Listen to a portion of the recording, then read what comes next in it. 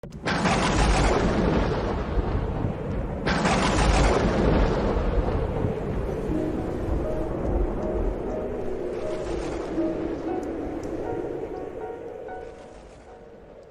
Seigneur soit avec vous. Et avec votre esprit. Évangile de Jésus-Christ selon saint Marc. Gloire à toi, Seigneur.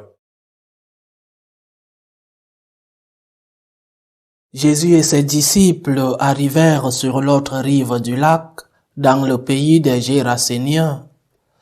Comme Jésus descendait de la barque, aussitôt un homme possédé d'un esprit mauvais sortit du cimetière à sa rencontre. Il habitait dans les tombeaux et personne ne pouvait plus l'attacher, même avec une chaîne. En effet, on l'avait souvent attaché avec des fers aux pieds et des chaînes, mais il avait rompu les chaînes, brisé les fers, et personne ne pouvait le maîtriser. Sans arrêt, nuit et jour, il était parmi les tombeaux et sur les collines à crier et à se blesser avec des pierres. Voyant Jésus loin, il accourut, se prosterna devant lui et cria de toutes ses forces: « Que me veux-tu, Jésus, fils du Dieu très haut?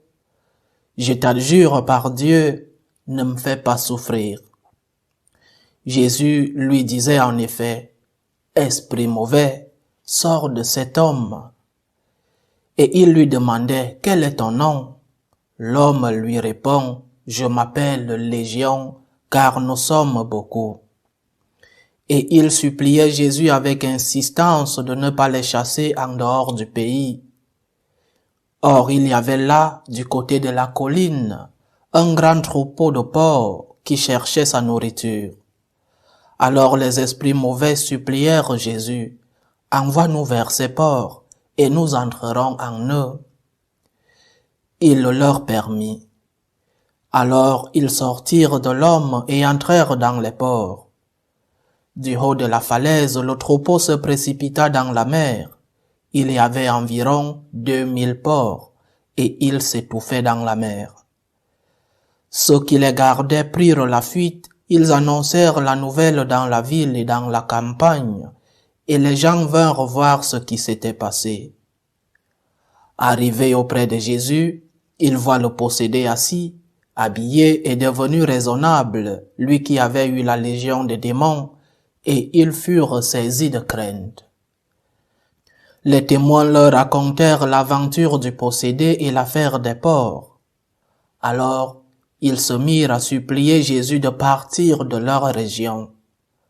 Comme Jésus remontait dans la barque, le possédé le suppliait de pouvoir être avec lui.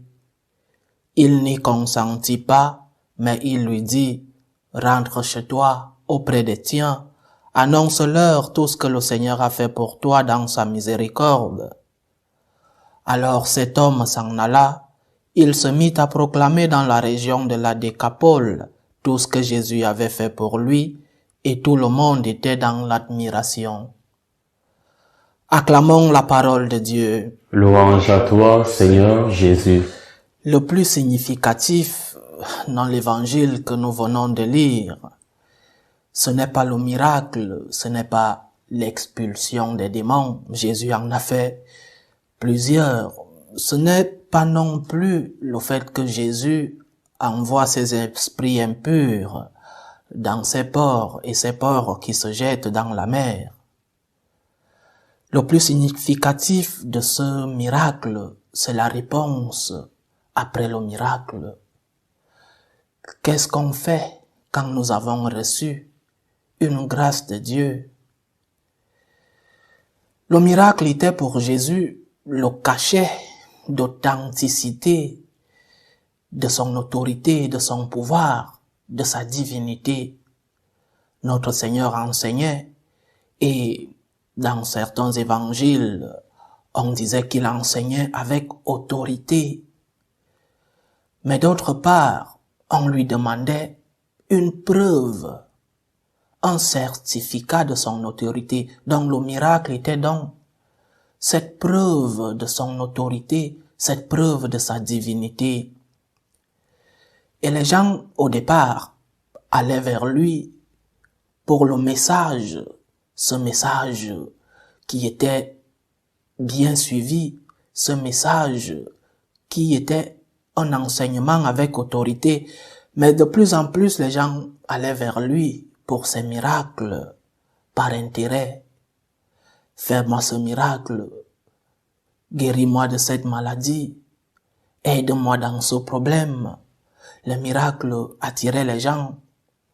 Et dans presque tous les miracles de Jésus, le peuple, les personnes qui étaient, voulaient le retenir, ne voulaient pas qu'il s'en aille. Mais ce qui est significatif dans notre évangile d'aujourd'hui, c'est qu'après le miracle, les gens demandent à Jésus de s'éloigner de cette région. Mais pourquoi? Parce que jusque-là, le miracle était totalement gratuit. Le Seigneur ne demandait que de la foi. Il ne demandait rien de plus. Le miracle était gratuit. Mais dans ce cas, le miracle demande un peu de sacrifice. Ces gens qui ont perdu leur porc ne disent pas à Jésus de s'en aller parce que le miracle était mauvais, mais parce qu'ils ont perdu leurs porcs qui se sont jetés dans la mer. On parle d'un troupeau de près de 2000 porcs.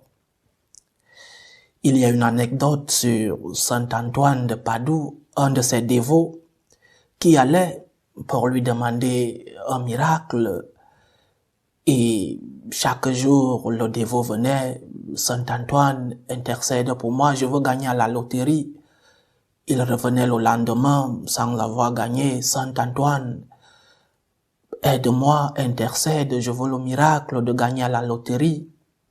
Et de plus en plus, le dévot venait avec un ton de fâché, Saint Antoine, aide-moi avec ce miracle, je veux gagner à la loterie.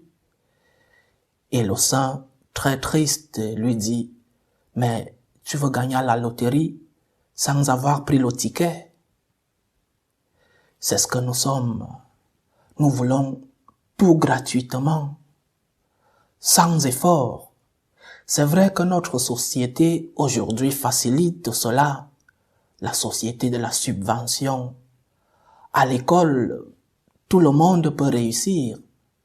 Au travail, nous ne voulons faire aucun effort. Nous vivons dans la culture du gratis total. Tout doit être facile. Tout doit être gratuit. Pas d'effort. On doit tout nous donner. C'est ce qui se passe dans cette région des Géraséniens. Un miracle gratuit, sans sacrifice. Un chef d'entreprise me disait il y a quelque temps que les gens ne viennent pas chercher du travail, les gens viennent chercher un salaire. Et si on peut travailler le moins possible, gloire à Dieu, on veut réussir à nos examens sans faire de sacrifice dans les études. On veut avoir un travail sans formation, sans sacrifice, sans effort. Et parfois même, on veut un salaire sans travailler. La société qui favorise cela, la culture du moindre effort, et si possible, sans rien faire, mais nous demandons tous. Je veux que tout soit facile. Je veux tout gratuitement. Appliquons-le à notre relation avec Dieu. Tu veux contrôler ton caractère sans sacrifice, sans effort, sans sacrifice de privation, sacrifice d'ascèse pour augmenter ta force de volonté. Tu vas améliorer ta relation avec Dieu sans sacrifice dans la prière, pas un effort de prendre un moment de silence, un moment d'aller rendre visite à Dieu dans une église, au tabernacle, pas d'effort d'aller à la messe. Tu veux que ta famille aille bien, tu ne veux pas payer le prix de la famille. Le totalement gratuit n'existe pas, chers frères, chères sœurs. On nous a trompés et nous nous sommes laissés tromper. On nous a dit que tout le monde ira au ciel et nous avons bu ce poison sans réfléchir.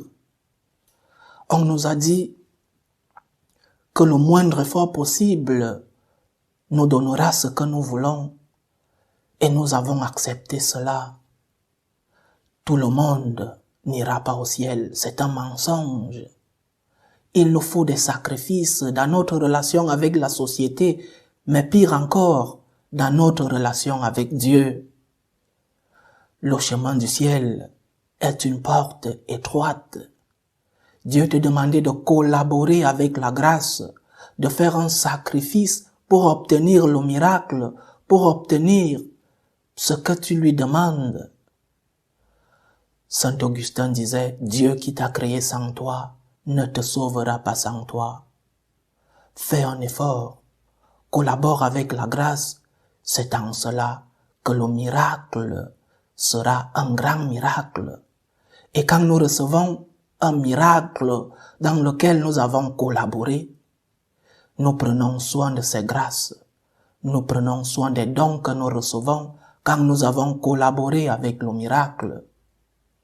Demandons donc à Dieu cette force de volonté.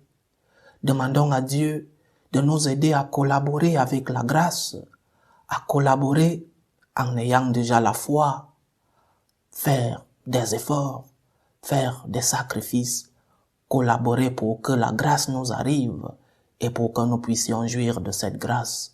Loué soit Jésus-Christ. À jamais.